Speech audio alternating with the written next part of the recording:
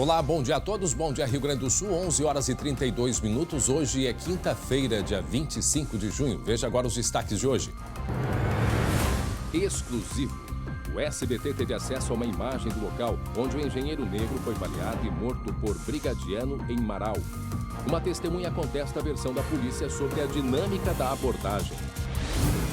Um flagrante de feminicídio. Procurado o homem que matou a ex-namorada a facadas dentro do carro da vítima. Ele não se conformava com o fim do relacionamento. O que está por trás de um mistério em Soledade? A jovem Paula desapareceu há 15 dias. Ao vivo, uma entrevista sobre este caso que intriga a polícia. E você vai saber por que a previsão do tempo é a esperança para que a nuvem de gafanhotos não chegue ao Rio Grande do Sul. O SBT Rio Grande, a sua companhia na hora do almoço e que vai até 1 da tarde, já está no ar.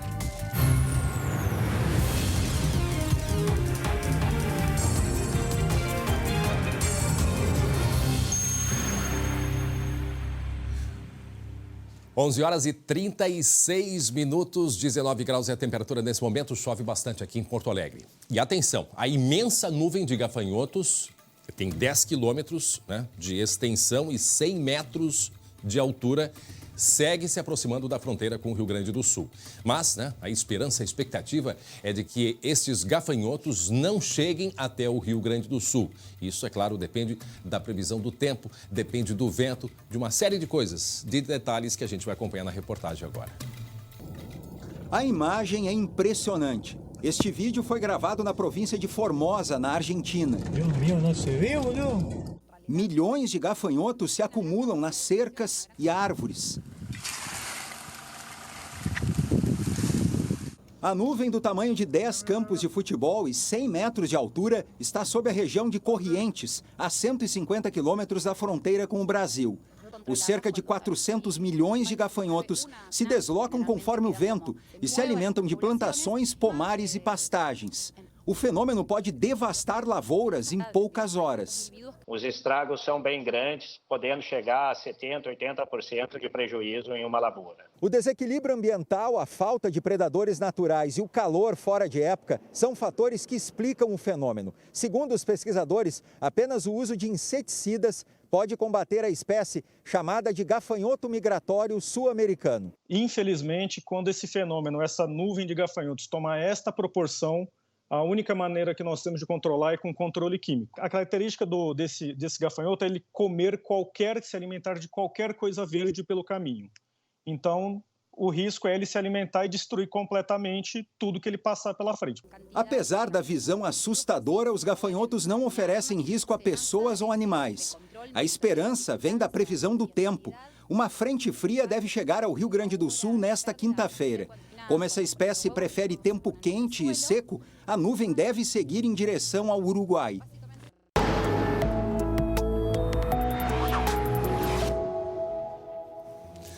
Estael Cia já está aqui com a gente para falar dos gafanhotos.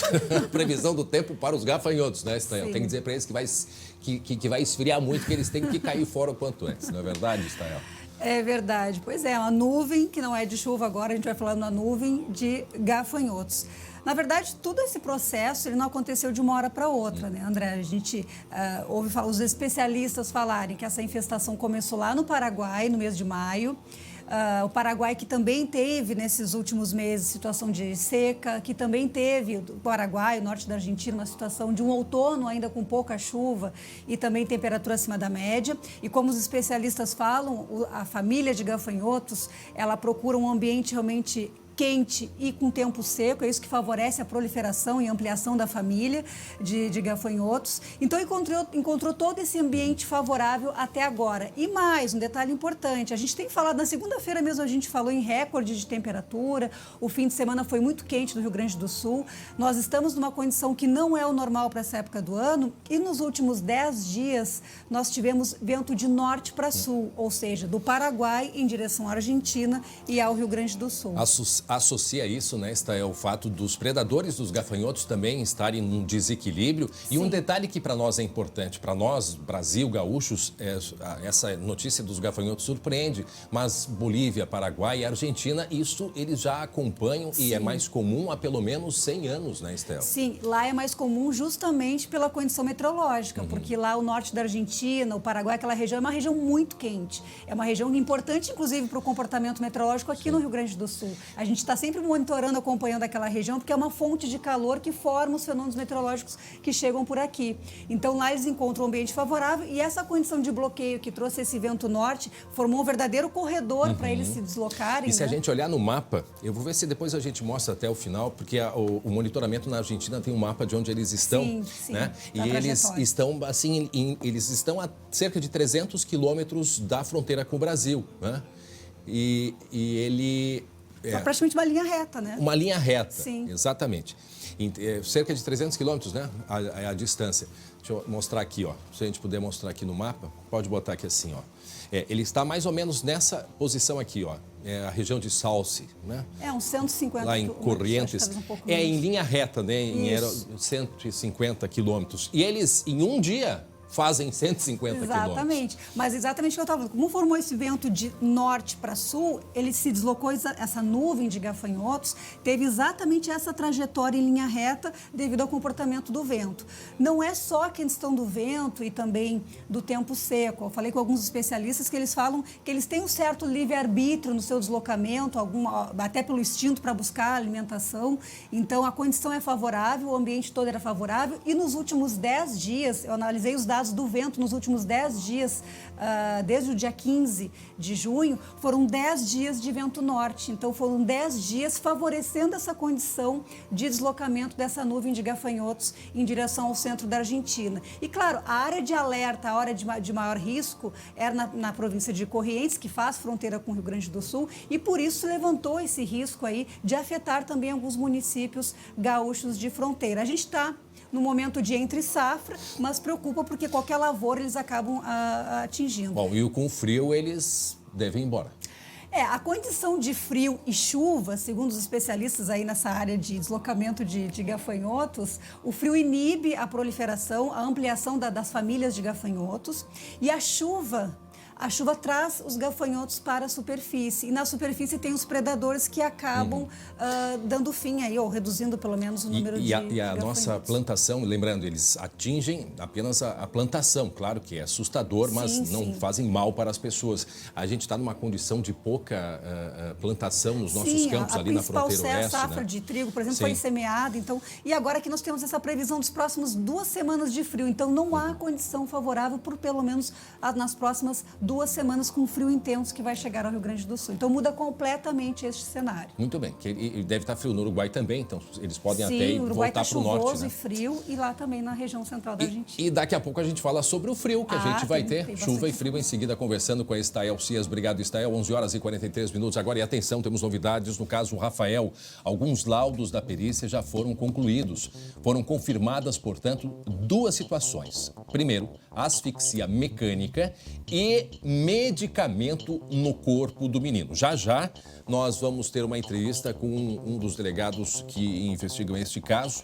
A gente vai a um rápido intervalo e já volta com muita informação. Vamos falar do frio também em seguida. Teremos uma entrevista sobre o caso daquela menina que desapareceu há 2 semanas lá em Soledade, no norte do estado. Um rápido intervalo, rapidinho, já volta. Muito bem, já estamos de volta com o SBT Rio Grande, 11 horas e 49 minutos. Nós vamos até 1 da tarde com muita informação. Daqui a pouquinho tem uma entrevista sobre os laudos do caso Rafael. Já foram apresentados novos laudos da perícia com algumas confirmações. Em seguida, nós vamos ter ao vivo uma entrevista atualizando sobre o caso Rafael. E também teremos uma entrevista sobre o caso do desaparecimento daquela menina na cidade de Soledade, que fica no norte do estado. Daqui a pouquinho. Agora, 11h49, é hora da gente falar de esporte.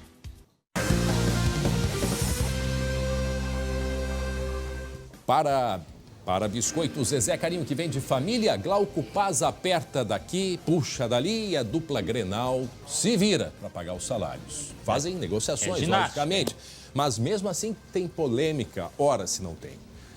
Bom dia. Fazendo ginástica. Bom dia a todos. É ginástica dentro e fora do campo, né? Dentro porque eles só podem fazer atividades físicas, não tem jogos, né?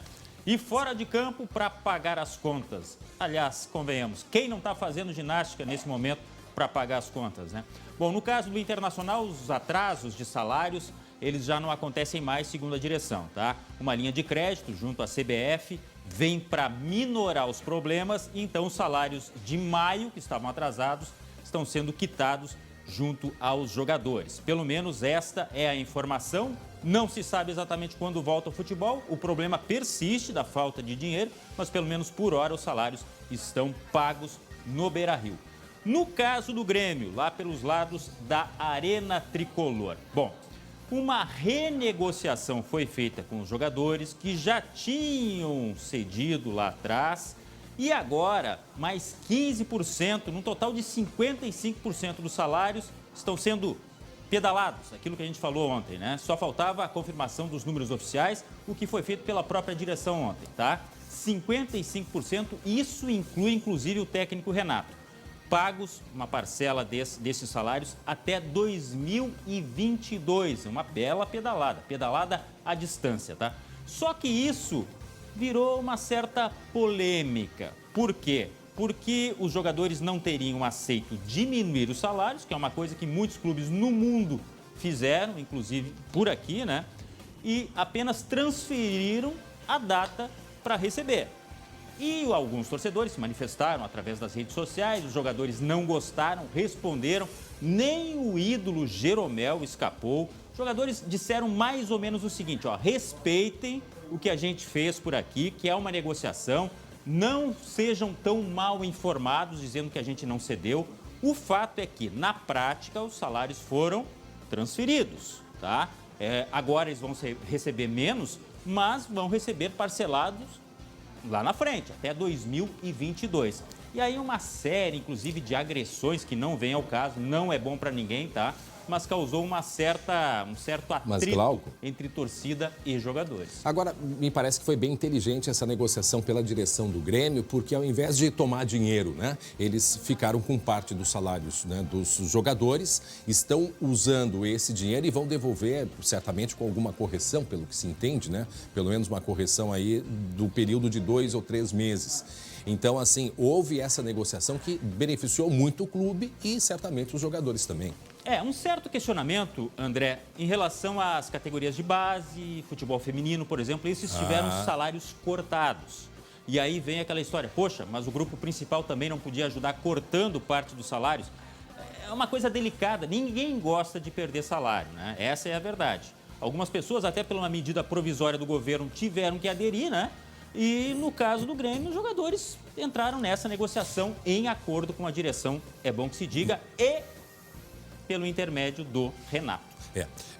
Até setembro, né? O Grêmio disse que já tem um planejamento aí, pelo menos até setembro. E a gente espera que até setembro as coisas... Se não voltar ao futebol, a coisa fica muito complicada. O Grêmio já disse que tem que vender jogador, inclusive. Né? Já para conseguir, a partir de setembro. Equilibrar o caixa, né? Mas é que o valor ele foi completamente, né? O valor do clube, assim, toda essa sustentação, não adianta, ela vai ter um limite. Então, e quando mexe em dinheiro, a partir daí só vai para ser chamar bastante atenção difícil. aí, André, ó, Jeromel é meu ídolo demais, quer dizer, apesar de ser um ídolo, quando mexe em dinheiro é uma coisa tão delicada, por isso que dá briga em família, imagina no futebol. Vamos mudar de assunto, 11 horas e 53 minutos agora, enquanto que a polícia, vamos mudar de assunto totalmente mesmo, porque vamos falar agora de um caso policial no norte do estado. Porque enquanto que a polícia está buscando pistas daquela jovem, a jovem Paula, que morava há pouquinho tempo lá na cidade de Soledade, morava com o pai, né? Ela desapareceu faz aí 15, 16 dias. E o advogado de defesa da família se manifestou. O que a família, através da família, o que o advogado falou, hein, Glauco? Apenas lembrando, né, recapitulando um pouco desse caso, a Paula Chayane Perim Portes desapareceu há 15 dias. Ela saiu de casa para se encontrar com amigas e lá ela recebeu um telefonema e foi encontrar com um conhecido. A polícia tem imagens de uma câmera de segurança que mostra o que seriam 5 homens carregando uma pessoa que seria a Paula e estaria desacordada, tá? Esta imagem está com a polícia, 3 pessoas foram presas. Como a família da Paula, o seu Paulo, que é o pai, não conseguia muitas informações, contratou um advogado. Ontem ele se manifestou, ao lado, aliás, do seu Paulo, sobre este trabalho que está sendo feito pela polícia. Veja aí. A gente ficou sabendo das diligências que já foram tomadas, né? Uma diligência num campo aqui de Soledade e outra diligência num terreno, numa localidade vizinha, né? Próxima à Fontoura Xavier, que é onde o telefone da Paula teria sido rastreado ali, seria a última localização do telefone da Paula. A polícia realizou diligências lá com cães e uma equipe especializada, porém nada foi encontrado, né? Nem a Paula, nem o telefone. Nesse outro campo de Soledade, a princípio, seria um local que havia desconfiança de que o foragido, né? A gente tem uma pessoa foragida, que é o Micael, que ele podia estar se escondendo ali no mato, então o seu Paulo foi até o local, verificou, a polícia também foi até o local e verificou, porém nada foi encontrado também. A gente sabe de uma diligência que foi tomada nos últimos dias, a partir de uma suspeita de que o foragido estava numa cidade da região também, em Pouso Novo. A polícia foi até lá, num sítio, localizou o sítio, mas também não localizou o foragido. É um mistério, até porque, primeiro, a polícia precisa compreender se a Paula está viva, né? Se está e busca por ela viva. Agora, a preocupação que já se passam aí 15 dias. Daqui a pouco a gente vai ter uma entrevista sobre esse caso, porque também tem a dúvida, foi feminicídio ou não, né? Teria sido, suposições, hipóteses, né, Glauco? Agora, há 15 dias, a menina não foi localizada. Tem ainda pessoas que a polícia está buscando, está correndo atrás para ver se consegue mais informações. Então, há muitas dúvidas ainda, muitas perguntas a serem respondidas. Até porque se a imagem mostra 5 pessoas, pelo menos 2 ainda têm que ser encontradas, né?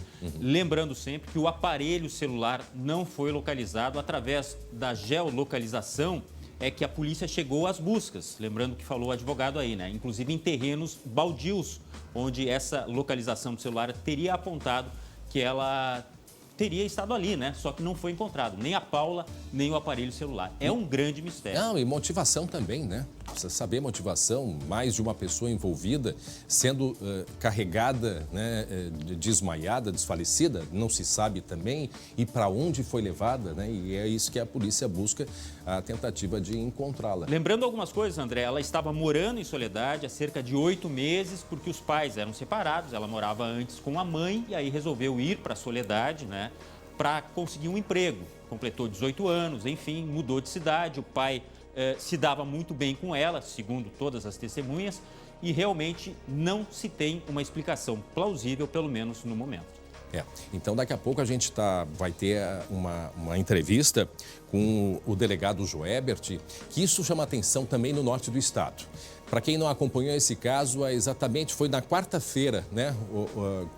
Hoje fazendo, portanto, 15 dias. 15 dias. Né? Foi numa quarta-feira, fazia um mês que a Paula, jovem Paula, tinha ido, recém tinha feito 18 anos, né? Uma jovem, ela recém tinha ido morar na cidade de Soledade junto com o pai, porque a mãe dela, ela nasceu em Fontoura Xavier, que é cerca aí de 100 quilômetros, mais ou menos, de distância. E aí ela foi encontrar amigos, né? Foi encontrar com amigos, foi jantar com amigos, pediu para ser levada na casa de uma pessoa que ela queria reencontrar, aí levaram até essa casa e a partir daí não se sabe mais ao certo o que aconteceu. E foram presas, né, nessa imagem, que nós não temos essa imagem, mas são 5 pessoas que aparecem carregando essa garota, né? Não se sabe em que condições. E a partir daí, então, uma série de dúvidas, de prisões, e não se sabe ainda ao certo. Logicamente, a polícia tem aí outras diligências sendo feitas, mas daqui a pouco a gente vai esclarecer sobre esse caso da Paula com o delegado Joebert, que é diretor do DPI, Departamento de Polícia do Interior, que conversamos muito com ele também sobre o caso do menino Rafael. Aliás, sobre o menino Rafael, lá da cidade de Planalto, tem novidades sobre esse caso, porque novos laudos da perícia foram concluídos. E, além disso, a mãe do menino, Alexandra, deve prestar um novo depoimento entre amanhã e sábado. Certamente, né, Lucas, esse depoimento vai ser confrontado com os depoimentos anteriores, com a reprodução que aconteceu, a reprodução simulada na semana passada, e por isso agora ela deve ser ouvida nos próximos dias. Pois é, André, boa tarde a ti, boa tarde a todos que nos acompanham. E sobre esse caso, a gente vai conversar agora com o delegado Eibert Moreira Neto, delegado do Departamento de Homicídios de Porto Alegre e que atuou também nessa força-tarefa para desvendar o caso do Rafael, está trabalhando ainda no caso. Delegado, para a gente começar, o que esses novos laudos, essas novas perícias sobre o caso do Rafael revelam agora para a investigação? Bom, os laudos eles começaram a chegar ao início dessa semana, né, na verdade no final da semana passada. No início dessa semana recebemos uma série de laudos importantes, relevantes, com informações que nos esclarecem pontos de dúvida que nós tínhamos e que vão nos auxiliar nos próximos passos da investigação. Essa investigação ela já está chegando à conclusão dela. Nós estamos já no período de prorrogação da prisão temporária e pretendemos concluir o inquérito policial o quanto antes. Para a gente ficará pendente até o prazo final da prisão temporária, a conclusão do laudo da reprodução simulada dos fatos. Os laudos que chegaram são diversos, nós fizemos diversas solicitações de perícia e, inclusive, depois dessas solicitações, nós formulamos uma série de quesitos para todas as perícias realizadas, tanto para o laboratório como para o departamento de criminalística, para o DNA, para o departamento médico legal também, o pessoal da medicina legal. Nós formulamos quesitos que nos trazem informações relevantes para a investigação policial e essas informações serão confrontadas no próximo interrogatório com a investigada. Delegado, acredito que o ponto mais controverso entre a versão da defesa, da Alexandra, e da investigação é sobre a causa da morte, se foi de fato medicamento ou a questão do estrangulamento. O que esses laudos dizem sobre o que provocou, o que resultou na morte do menino? Bom, sem entrar no conteúdo dos laudos e sem fazer qualquer juízo de valor, eu posso afirmar que a morte se deu por asfixia mecânica. Essa informação ela já tinha sido dita desde o início da investigação, quando o pessoal do IGP, quando a equipe do IGP passou essa informação para a imprensa. Hoje nós temos a conclusão desse laudo, né? Então está oficialmente declarado nos autos que a morte se deu por asfixia mecânica, conforme já havia sido noticiado anteriormente. Oi, delegado, boa tarde, é o André aqui do estúdio. Oi. Delegado, só para a gente compreender o leigo, essa asfixia significa que foi a corda, não foi com as mãos, é certo? Nós temos 3 modalidades de asfixia, tá, mecânica. Aliás, temos até outras, mas para esse caso teríamos 3 possibilidades. O enforcamento, né, quando o acionamento do laço se dá com o próprio peso do corpo, né? O estrangulamento, quando o acionamento do laço se dá por uma força externa, ou seja, uma terceira pessoa acionou aquele laço para que ele provoque a asfixia. E temos a esganadura. A esganadura é a asfixia provocada pelas mãos, tá? Nesse caso que nós estamos trabalhando, a asfixia se deu por estrangulamento, e isso está declarado no laudo de necropsia.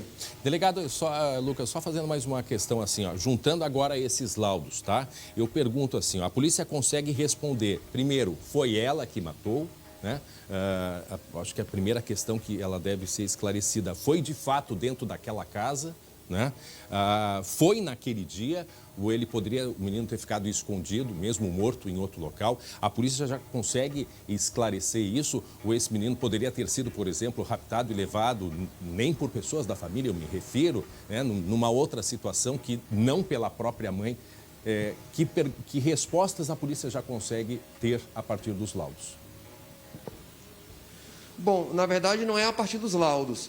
O inquérito policial é um somatório de elementos que são conjugados para que nós tenhamos essa convicção. Os laudos por si só não dizem isso, mas a análise do conjunto de provas, nós podemos concluir dessa análise, né, que a morte sim foi provocada pela própria mãe, conforme ela já confessou. Isso para a gente é um ponto pacífico na investigação, né? Nós trabalhamos ainda a fim de descartar totalmente a possibilidade do envolvimento de um terceiro. Só que eu posso afirmar para vocês que essa possibilidade é muito remota de ter havido a participação de um terceiro.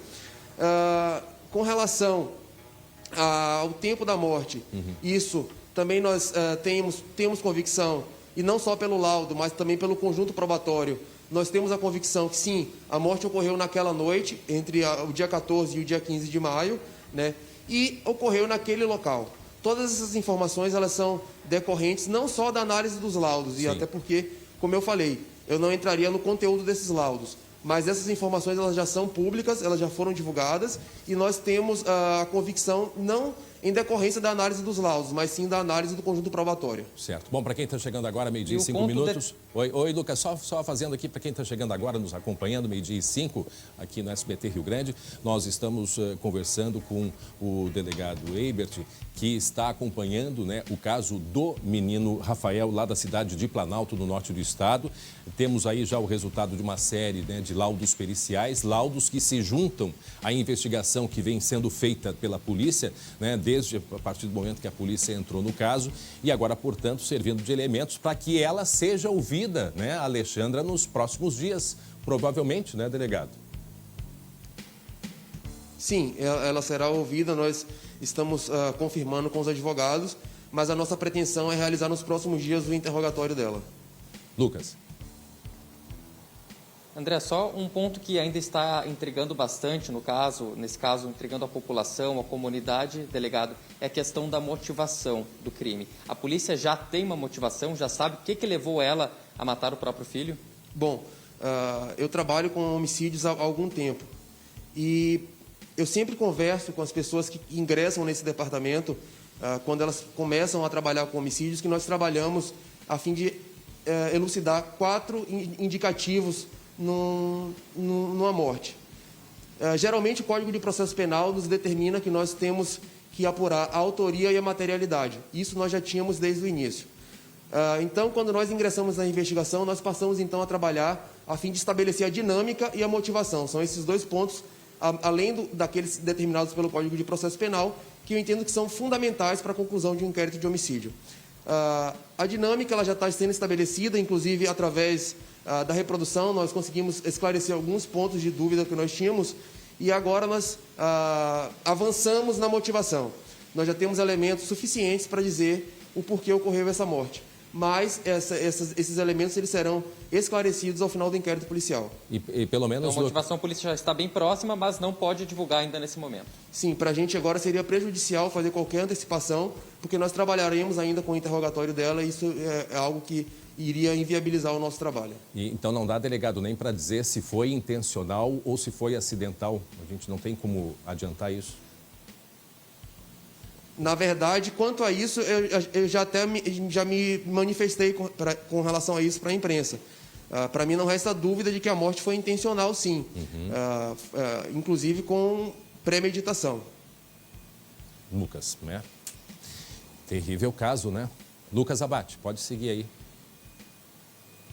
Não, só para finalizar, então, aqui com o delegado Eibert, André, não sei se tem mais alguma pergunta, mas agradecer a entrevista e esclarecer alguns pontos que foram apresentados agora a partir desses novos laudos, 26 novos laudos, se eu não me engano, sobre o caso. E agora a expectativa dos próximos dias para a oitiva, para o novo depoimento da Alexandra e também a conclusão desse inquérito. Acho que o fator que a gente mais tem que destacar dessa entrevista agora, André, é a questão de que a polícia já está bem próxima da motivação desse crime. É verdade.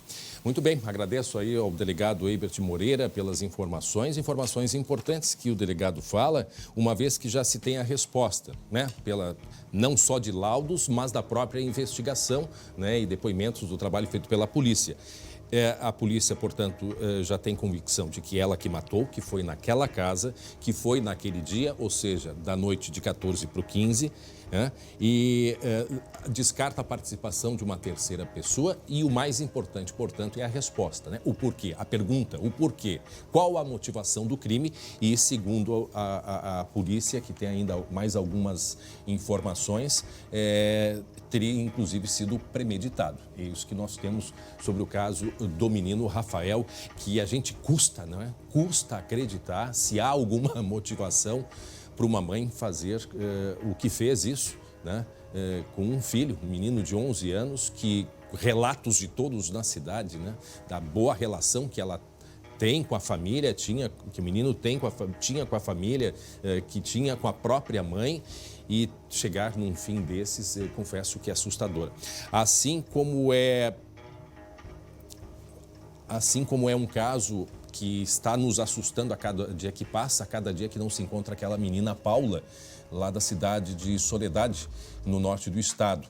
Para falar sobre o caso dessa menina que desapareceu hoje, completando 16 dias que saiu para encontrar amigos, e tem uma série de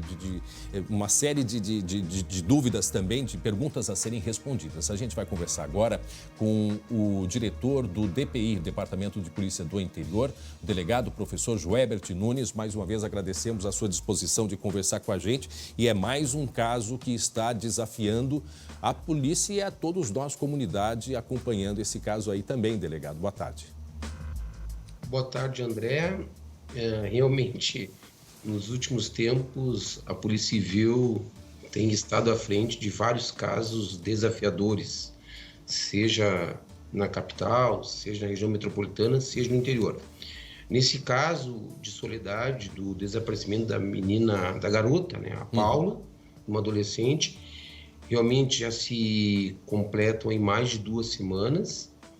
Nós temos a investigação já instaurada e houve, então, primeiramente desaparecimento. Até o momento, nós temos aí 3 pessoas presas temporariamente, com ordem judicial, que estão envolvidas no desaparecimento ou que, pelo menos, estiveram com a Paula momentos antes dela desaparecer definitivamente.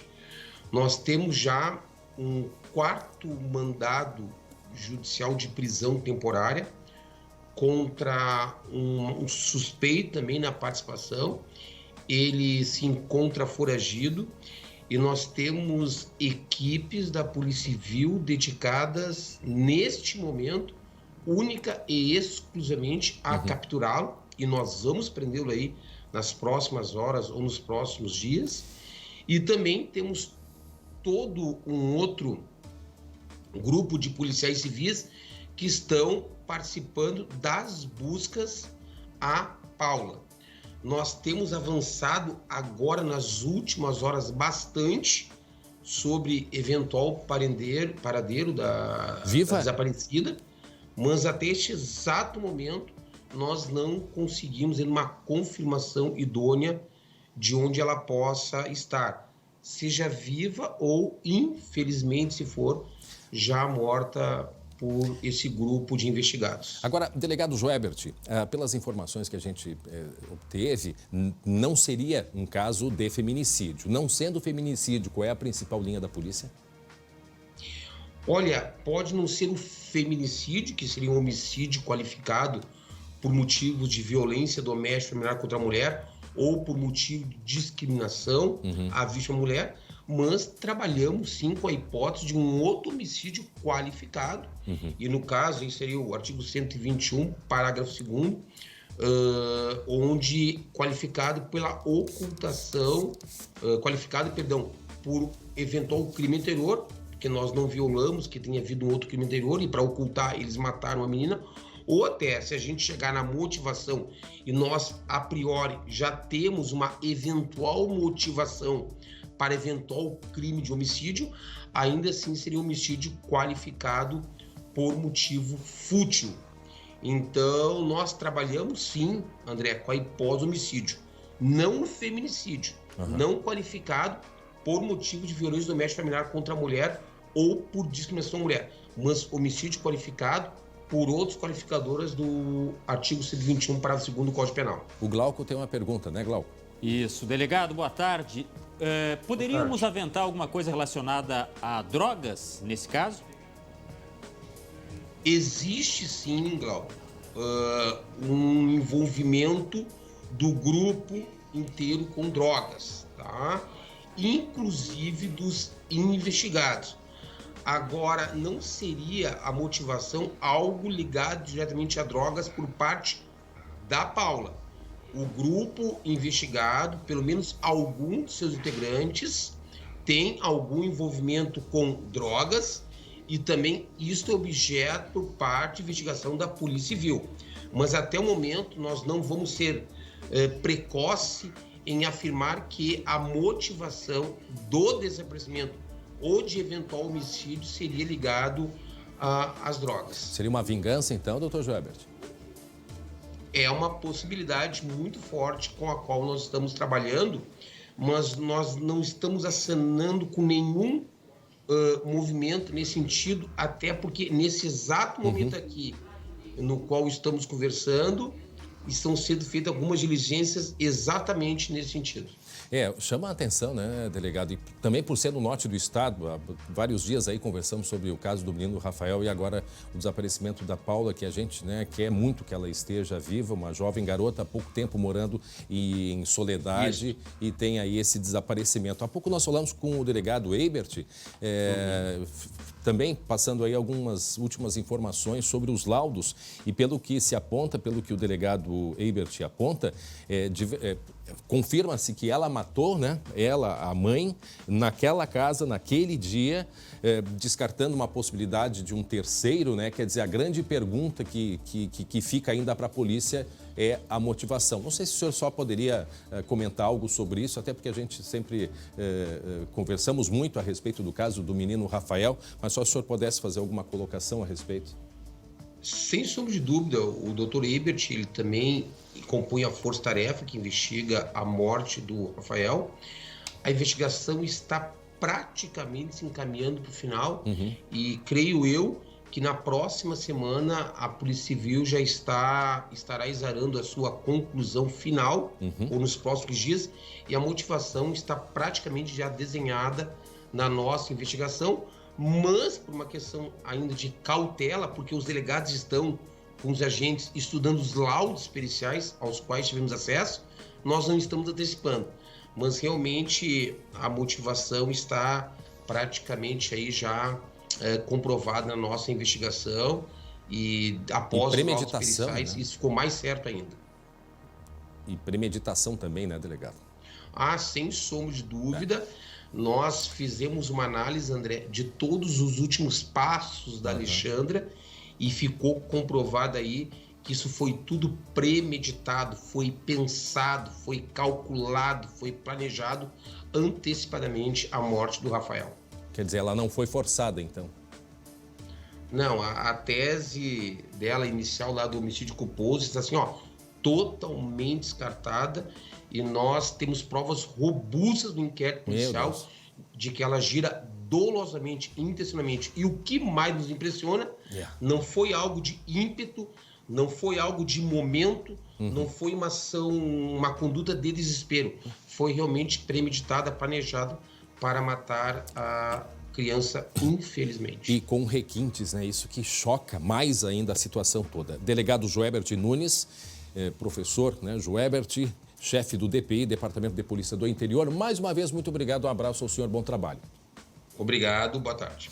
Muito bem, meio-dia e 17 minutos. Agora vamos falar sobre o coronavírus, porque o Rio Grande do Sul chegou à triste marca de 500 mortes por Covid-19. E em meio ao aumento dos casos de internações nas UTIs, faltam profissionais para trabalhar nos hospitais públicos.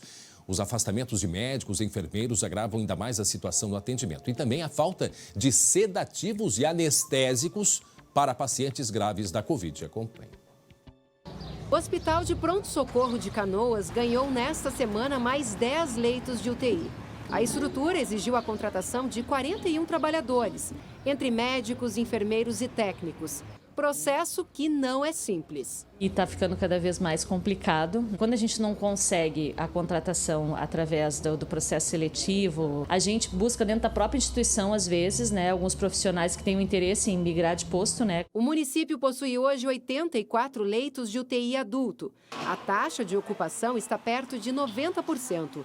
Algumas instituições enfrentam problemas nos estoques de medicações. Faltam sedativos e anestésicos usados para intubar o paciente. Estamos num movimento solidário, né, nos emprestando, enfim, quem tem que está faltando alguma coisa, está esperando chegar do fornecedor, a gente faz essas trocas. Os afastamentos dos profissionais de saúde agravam ainda mais a situação dos hospitais.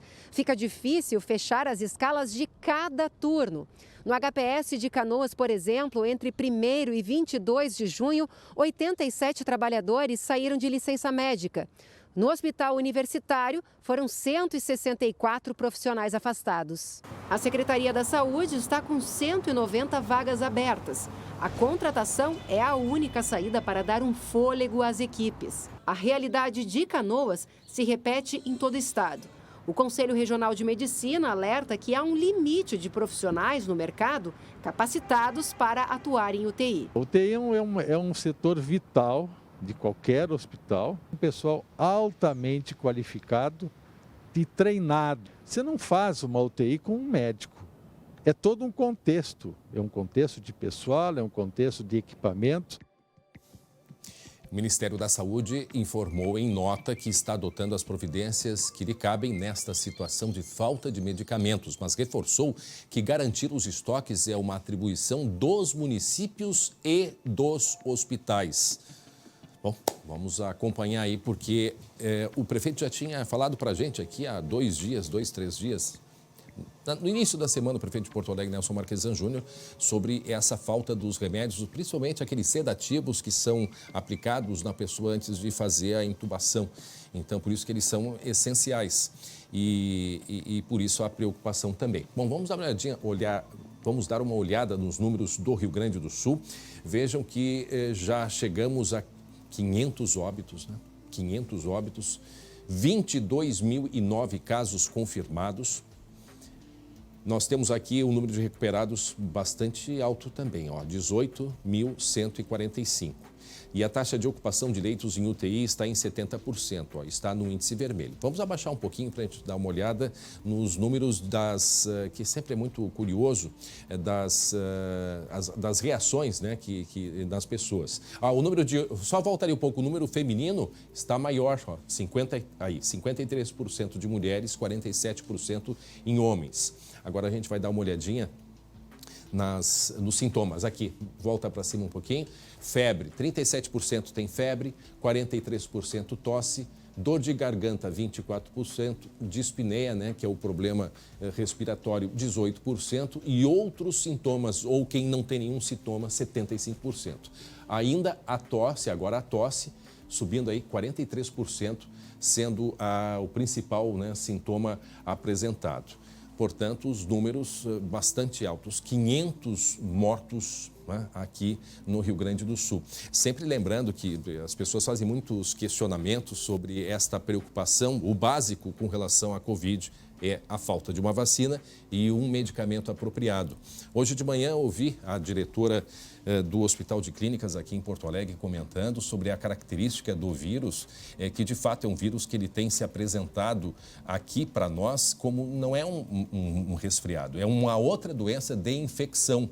Então, essa é o outro detalhe importante, um paciente que vai para uma UTI, que precisa de atendimento, ele fica no mínimo 10, 15 dias. Tem pacientes lá que estão há mais de um mês internados porque precisam de ventilação. Então, ou seja, um pedido que a gente faz, né, a partir disso, é que cada um de nós, né, tem aquela responsabilidade consigo próprio e com o outro, de distanciamento, de uso de máscaras, né, a limpeza das mãos, a higienização, mas principalmente distanciamento e o uso de máscara.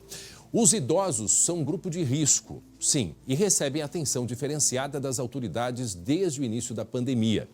Desde março, a orientação é para que fiquem em casa. A nossa equipe circulou pela capital e flagrou que, infelizmente, muitos seguem se arriscando.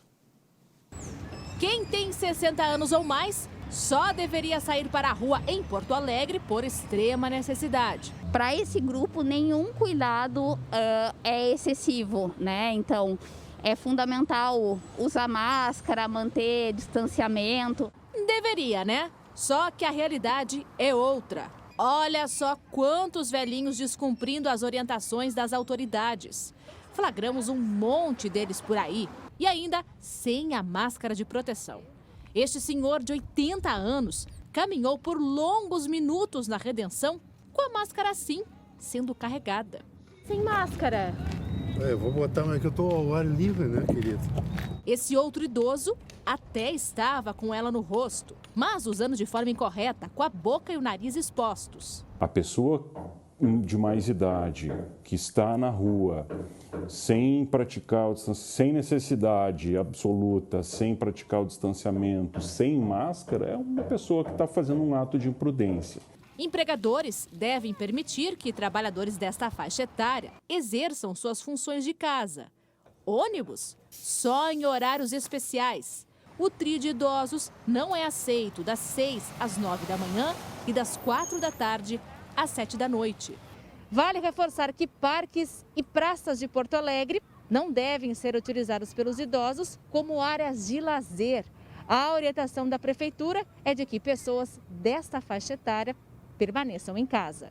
De março para cá, desde que o decreto da Prefeitura entrou em vigor, foram flagrados e orientados quase 4.700 idosos que estavam em praças e parques da capital. Lembrando que velhinhos que forem flagrados sem máscara ou em aglomerações podem ser multados. O valor pode chegar até R$8.000.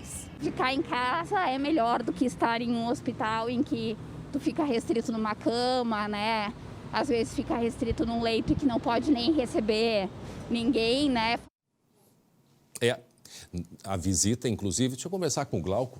Glauco, tem algumas coisas que eu ouvi hoje de manhã da diretora do Hospital de Clínicas que eu acho bem importante a gente falar, até porque eu acho que tem muito da nossa cultura assim, só atinge pessoas de mais idade ou pessoas que têm problema. Bom, começa que todos nós temos relações de pessoas com mais idade e ninguém quer ver um conhecido, um familiar seu numa cama de hospital. Primeiro, a idade média dos pacientes no Hospital de Clínicas em UTI, a idade média é de 59 anos. Tem pacientes internados, Glauco, com menos de 40 anos e que não tem nenhum problema aparente e estão lá entubados. Quem vai para uma UTI não pode receber visita, ou seja, fica longe dos seus familiares.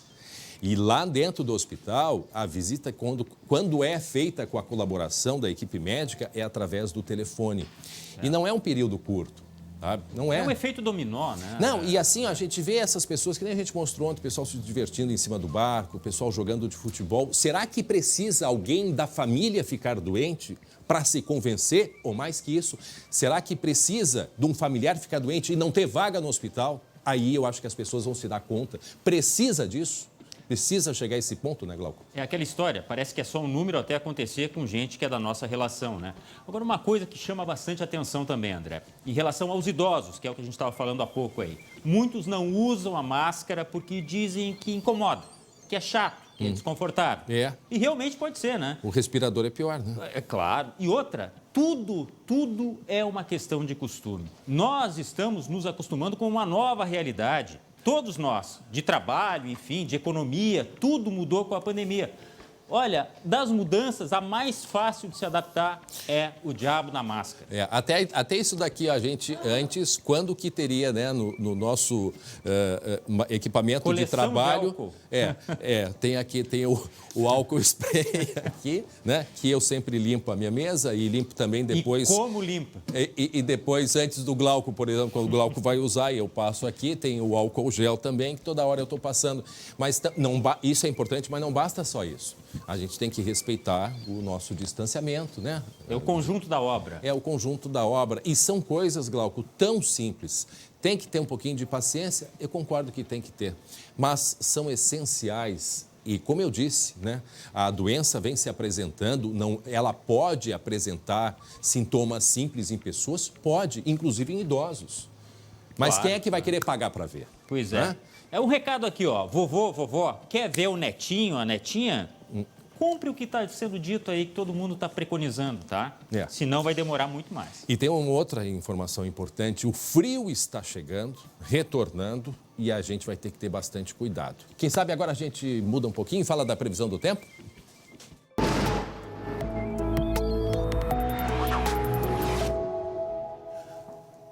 Agora, sem a máscara Estelcias, que também está aqui com a gente, né?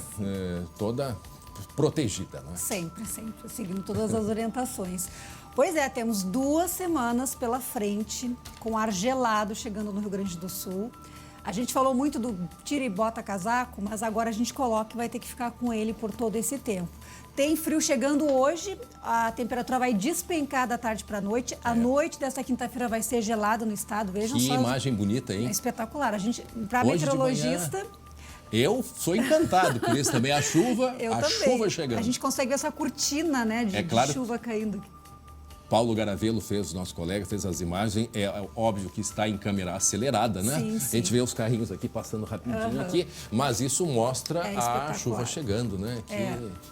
E o céu vermelho. Sim, de manhã, Estael, eu aprendi que céu vermelho é chuva e de tardezinha o céu vermelho é sol no dia seguinte. É verdade ou é história da minha avó? Não, é verdade. Não, o conhecimento dos antigos, ele vale mesmo. É certeiro. É certeiro, é isso mesmo. Então, nós temos aí essa condição de chuva avançando, a temperatura vai despencar. A noite de hoje com frio intenso, então quem não saiu precavido de casa vai sentir frio hoje à noite.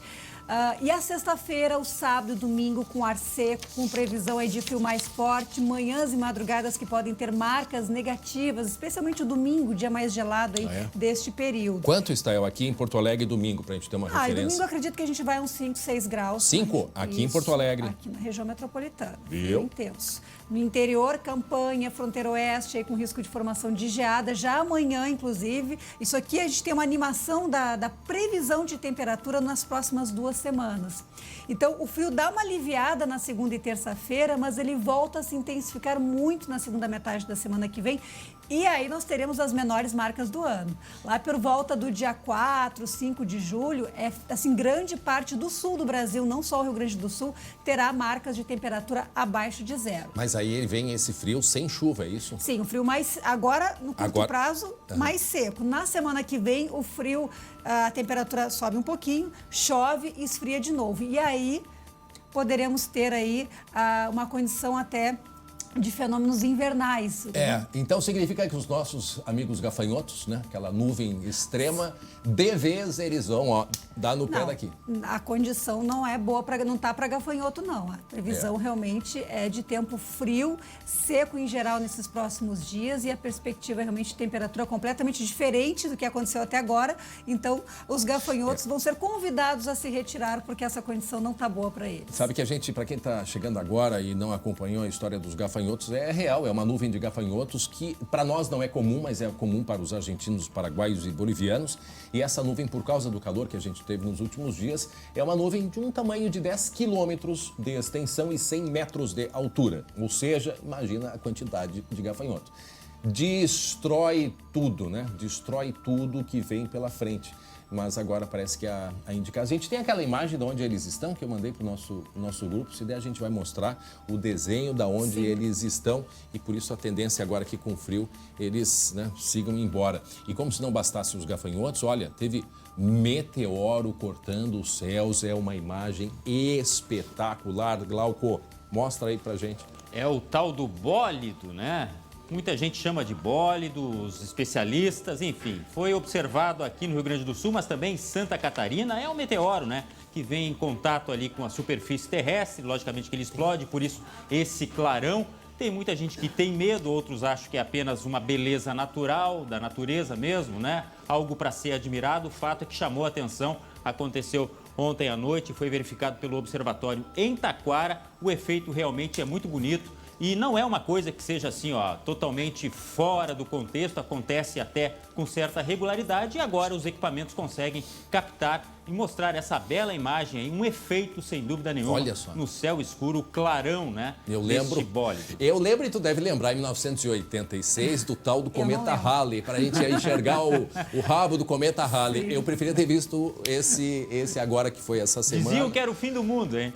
Exatamente. Não, a pior era que tinha aquela ideia daquela estrela de Natal, né? A estrela guia, assim, eu imaginava o céu cruzando, assim, o rabo do cometa Halley, que ele não apareceu nem... Eu não vi uma Surgiu pontinha até nome de bebê que foi batizado com Halley, nome de banda. Foi um evento aquilo, eu lembro. Tu lembra? Eu sou antigo, eu lembro. Eu não lembro. A Estel não lembra. Tá bom.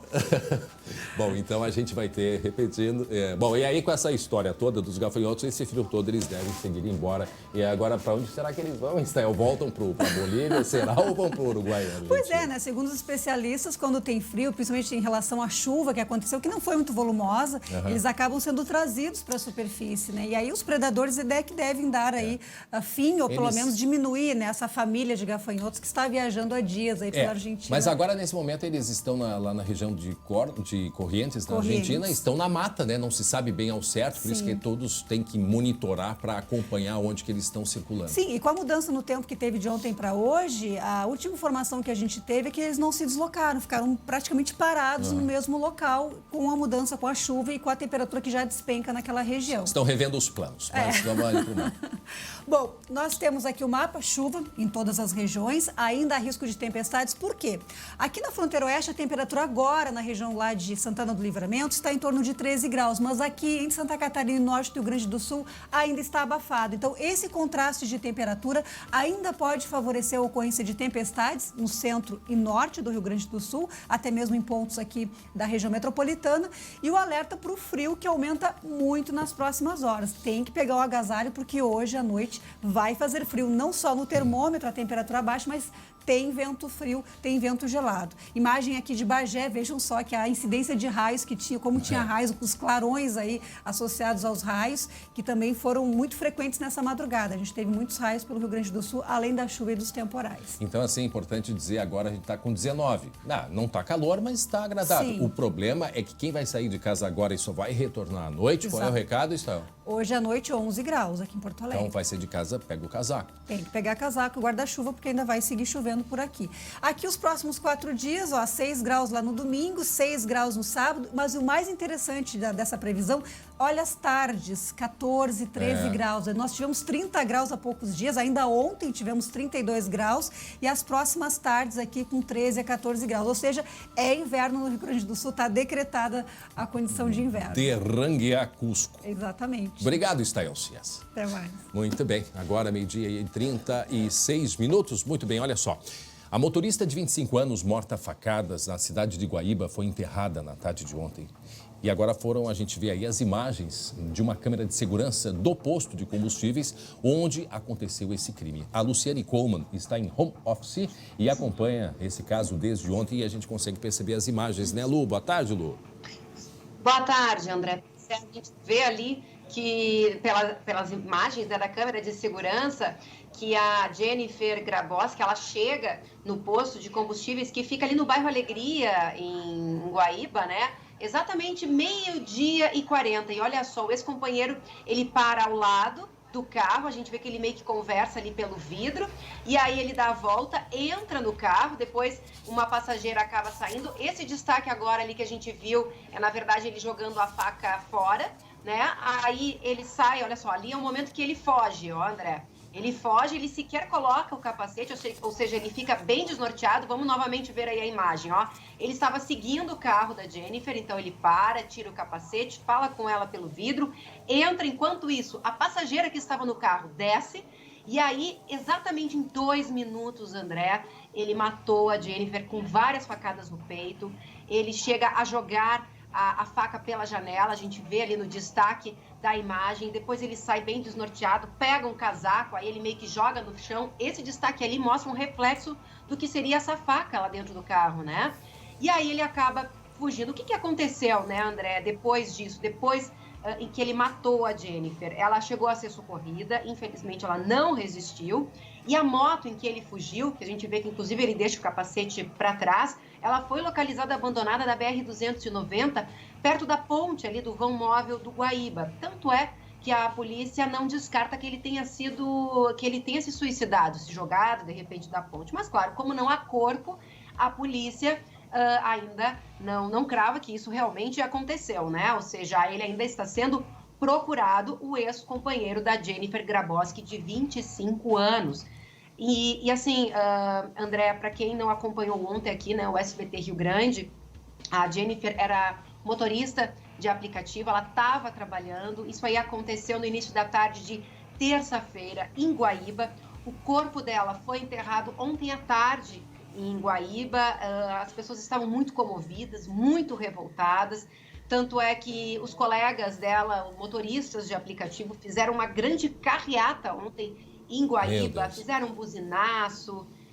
Cerca de 100 motoristas, mais ou menos, de aplicativos fizeram essa carreata ontem pelas ruas de Guaíba, pedindo também justiça, né? Ou seja, para que haja um basta nesse tipo de violência contra a mulher. Esses motoristas disseram... Aí o rosto dela. Olha que linda, a Jennifer Grabowski, de 25 anos, André. Agora a gente está com a carreata agora. Isso. Eles fizeram um grande buzinaço, inclusive disseram que era a única forma deles transmitir esse carinho, de fazer essa homenagem a essa colega que era sempre tão querida, né? E então eles percorreram as ruas, pediram também por justiça e um basta aí nessa violência contra a mulher.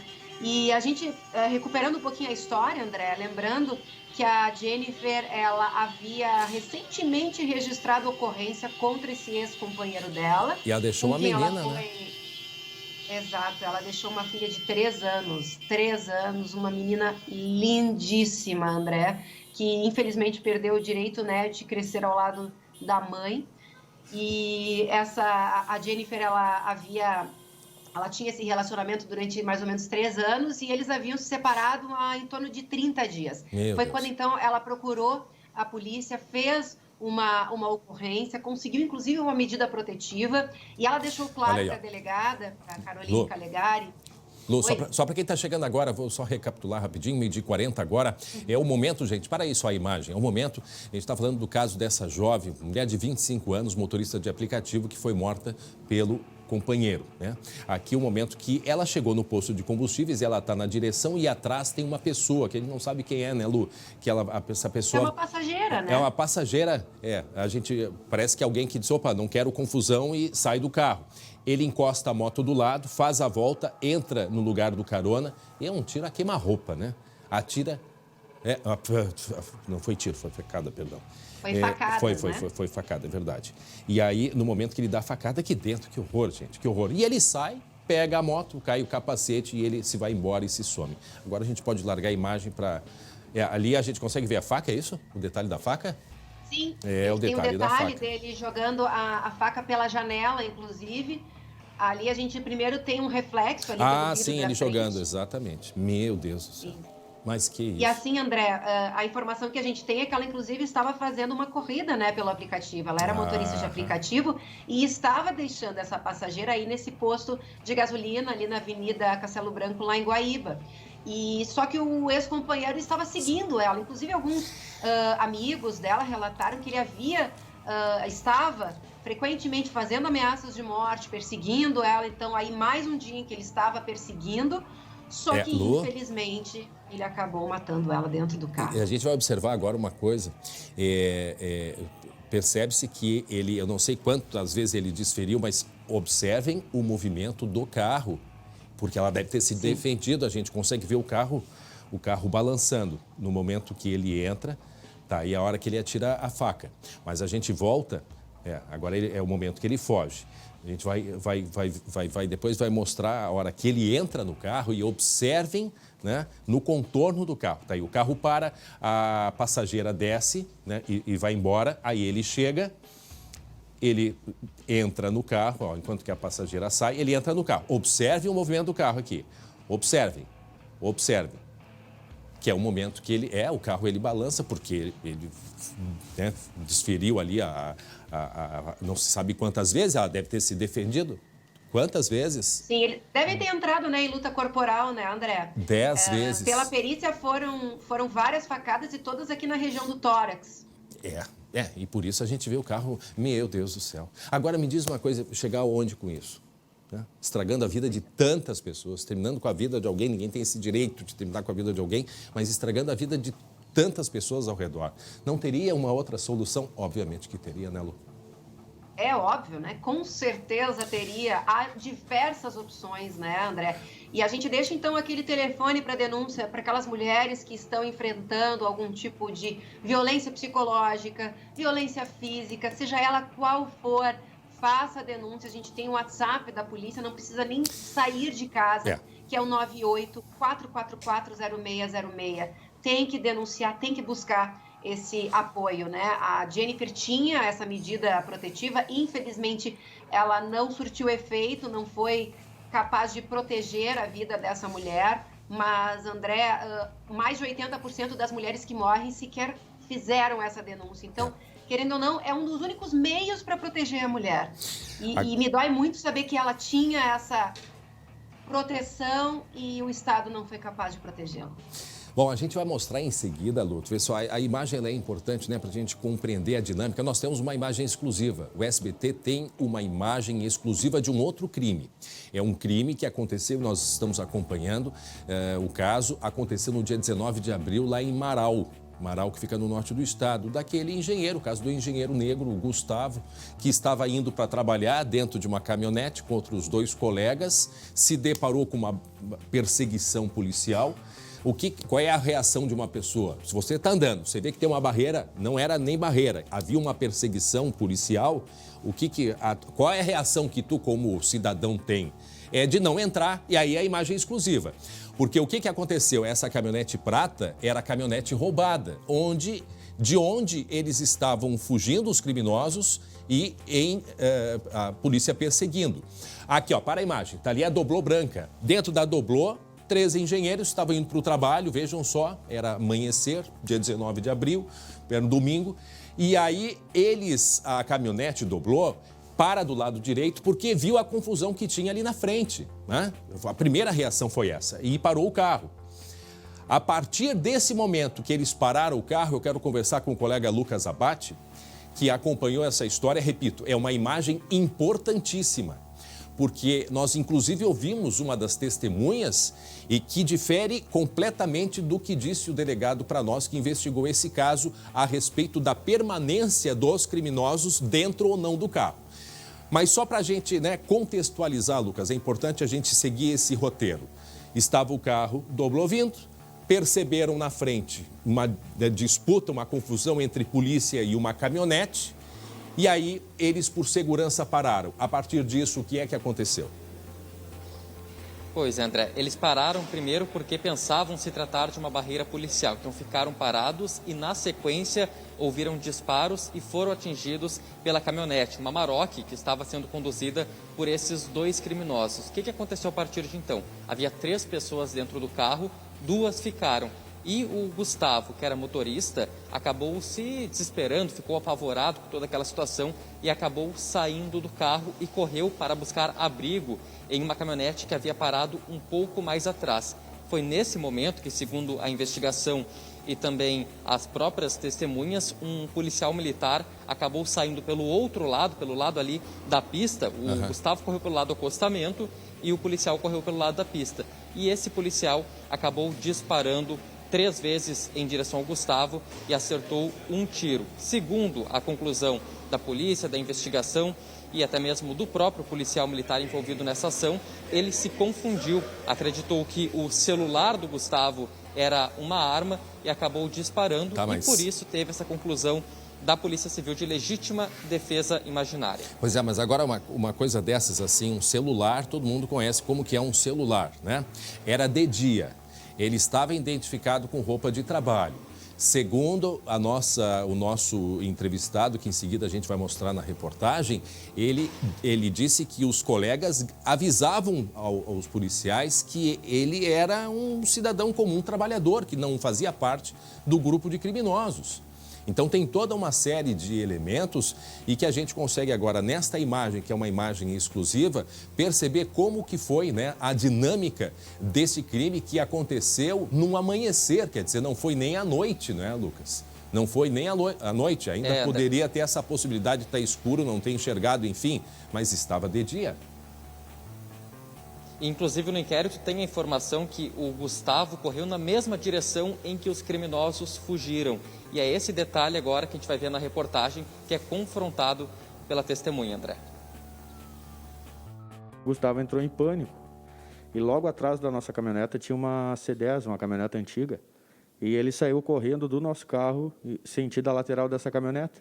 Daí, nisso, eu avistei o policial pelo lado direito, pelo asfalto, no caso, indo em sentido ao Gustavo. Daí, quando era visível que ele estava indo em sentido ao Gustavo, eu comecei a gritar para não atirar.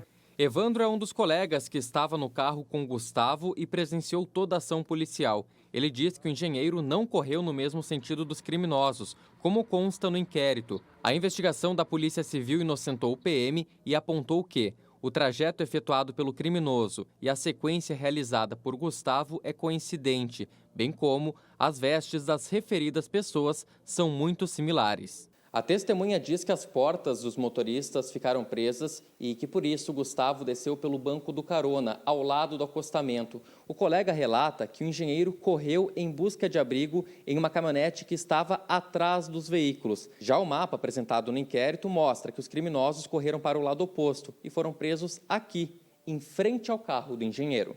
Esse vídeo, obtido com exclusividade pelo SBT, mostra os dois criminosos presos na frente do veículo do engenheiro. Os bandidos foram pegos dentro do carro, né?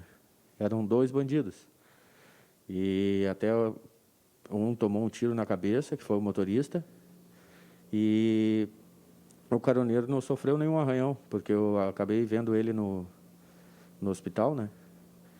E quando os policiais pegaram eles para algemar e tal, eles estavam dentro do carro. Em nenhum momento eles conseguiram sair, né? Em entrevista ao vivo ao SBT Rio Grande, na última terça-feira, o delegado reafirmou a versão dos PMs de que os criminosos desceram do carro em uma tentativa de fuga. Os 2 indivíduos desceram da caminhonete. Mas aí no caso do engenheiro, quer dizer, ele não se apresentou, né? Ele não disse para a polícia que ele não era criminoso? Não disse, em nenhum momento. Ele não se identificou em nenhum momento. Ele correu num trajeto, né, que coincide com a descida de um dos criminosos da caminhonete. Então, há uma série de coincidências infelizes que levaram o policial a crer que ele era também um dos criminosos. O inquérito da Polícia Civil concluiu que o PM não cometeu crime. Já a Corregedoria da Polícia Militar, que continua investigando o caso, aponta homicídio. E o PM pode até ser expulso da corporação. O inquérito ele vai para a Justiça Militar, vai ser dado vistas ao Ministério Público, né, que vai decidir se oferece denúncia ou não e se vai considerar o crime como culposo ou doloso. Sem fazer distinção de quem era, atiraram. Corroborando tudo, que o meu filho com a pele mais escura. Deve ser bandido. Aí entra o fator aquele que a gente bate, né? Do racismo, né? Se é pele escura, primeiro atira, depois vê quem é. Isso é o que a gente sente da família. A família tem uma dor muito grande também por esse elemento, né, dele ter a pele mais escura. Agora, a grande questão, né, Lucas, é a primeira: matar a pessoa errada também é crime. Precisa ser investigado e nas condições que foram. A gente, eu acho que isso é importante deixar claro, a gente respeita, né, o trabalho de investigação da polícia, agora a gente, né, se permite questionar e discutir.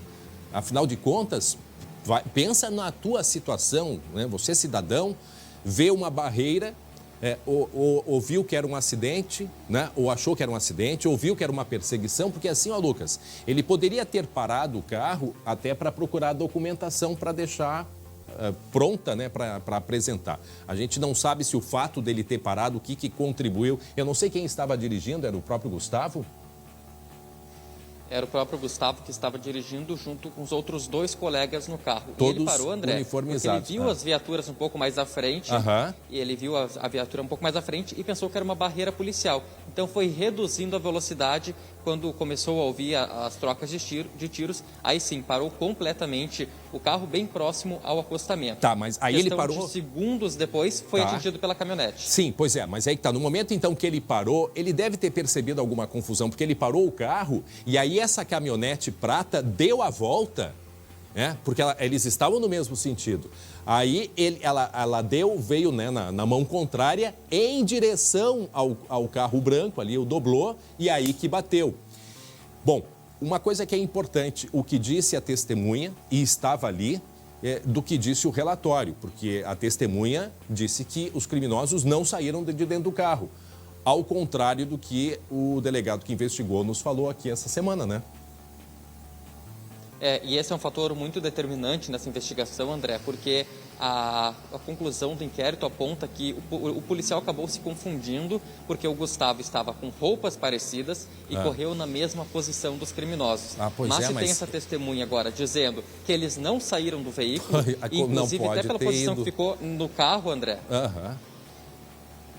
Na posição que ficou o carro, que eles colidiram praticamente de maneira frontal, as duas portas dos motoristas ficaram impedidas de abrir. Então, o que aconteceu? O Gustavo passou por cima do banco do carona e desceu pelo outro lado, enquanto os criminosos, segundo a testemunha, permaneceram dentro do carro. E mesmo que tivessem saído do carro, eles teriam que sair pelo lado oposto, pelo lado da pista. Então, esse é um fator muito determinante, é o que cobra bastante a família, a elucidação dessa dinâmica dos fatos. Mas o motorista, o criminoso que estava dirigindo, é o que levou o tiro na cabeça, certo?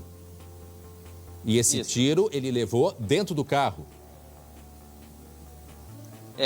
O que diz o inquérito é que ele levou o tiro nesse confronto, que os policiais já vinham em uma perseguição a essa Amarok e ele acabou sendo baleado nesse confronto. Mas eram dois criminosos dentro da caminhonete. Então, se um levou o tiro ali na direção, não tem nem como ter saído do carro.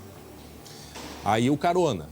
Vamos para a segunda possibilidade. O carona, a gente tem essa informação se ele chegou a sair de dentro do carro ou não. Aí que tá. A testemunha, o Evandro, que conversou com a gente hoje pela manhã, diz que em nenhum momento eles saíram do carro, que o motorista já estava baleado e o outro criminoso foi retirado pela polícia de dentro do carro. Agora, o inquérito da polícia diz que eles desceram do carro e foram perseguidos e capturados pelos policiais. E aí tem também, André, essa mesma sequência, tem outro ponto controverso, porque essa imagem exclusiva que a gente está mostrando agora na SBT, mostra que os criminosos estão algemados em frente ao carro, enquanto o Gustavo foi baleado do outro lado. Então, mesmo que eles tivessem saído do carro, essa imagem mostra que eles correram em sentidos opostos. Agora, o que me chamou a atenção naquela imagem ali, aquela imagem única que a gente tinha, das portas abertas, dá uma sensação que fugiram por todas as portas do carro, né? Porque naquela foto já é sem o doblô, já foi retirado o doblô. A gente vai mostrar a foto que estão todas as portas abertas. Essa foi a cena imediatamente, é uma diferença muito grande, né? O doblô já tinha sido retirado daí. Sim, tanto é que tem o vidro quebrado. Né? Só uma última dúvida rapidinho, Lucas, tem que ser muito rápido. Os colegas que gritaram para o policial que o Gustavo era colega deles, qual é a distância que eles estavam do Gustavo e do policial? Tu tem ideia disso? Pelo inquérito que foi colocado uma ilustração, uma distância apontada de cerca de 12 metros do local do carro até o local onde estava o outro veículo e onde o Gustavo foi baleado. Mas é um outro ponto também levantado pelo próprio Evandro. Ele acredita, claro, a gente sabe que é um trauma, uma situação muito rápida, mas ele acredita que estava numa distância menor, de cerca de 3, 4 metros, e que acredita que conseguiu ainda, que o policial deveria ter ouvido ele. As testemunhas, André, que estavam em outro carro, no carro onde o Gustavo buscou abrigo, elas disseram que não ouviram esses gritos do Evandro. Tá certo. Obrigado, Lucas Abate, pelas informações e imagens exclusivas que dizem muita coisa, essas imagens aí. Quer dizer, possibilitam, né, mais interpretações e conclusões. Muito bem, 12h58 agora. Dominar um segundo idioma é fundamental para se colocar no mercado de trabalho. Durante a pandemia, muitos cursos estão investindo em novas metodologias de aprendizado. Acompanhe. What do you think? What's your opinion? Para se adaptar à nova realidade, o Senac reformulou o programa de inglês de jovens e adultos. Os alunos têm à disposição uma plataforma da Cambridge University Press que oferece muitas alternativas para fixar o conteúdo. Participamos todos juntos e a nossa metodologia prevê o desenvolvimento das 4 habilidades comunicativas. Então, nas aulas, nós vamos praticar ouvir, falar, ler e escrever em inglês, né? O foco da aula é sempre a comunicação. Ludmila Vez, de 30 anos, é uma das alunas da plataforma. Está sendo muito legal, porque eu percebi que a gente pode ter uma qualidade no aprendizado como a gente tinha no presencial, porque a gente todo tempo interage com os colegas. Além de inglês, também é possível estudar espanhol, francês, italiano, alemão e libras, desde o nível básico até o avançado. Esse trabalho em home office ele está cada vez mais relevante e é uma tendência. Imaginando que nós pudéssemos falar outros idiomas, nós poderemos trabalhar em qualquer empresa do mundo todo, da nossa própria casa. Mais de 10 mil vagas para estes cursos de idiomas estão abertas nas 35 escolas do Senac. Para mais informações, acesse o site www.senacrs.com.br/idiomas. Joia, assim, é que eu posso estudar de onde eu estiver, né? 12h59, está na hora de ir embora. Passou rapidinho, o SBT Rio Grande está terminando. Obrigado pela audiência, pela companhia. Outras notícias às 19h20 no segunda edição com Marcelo Chemali. E amanhã, sexta-feira, a gente volta a partir das 11h40. Boa tarde a todos.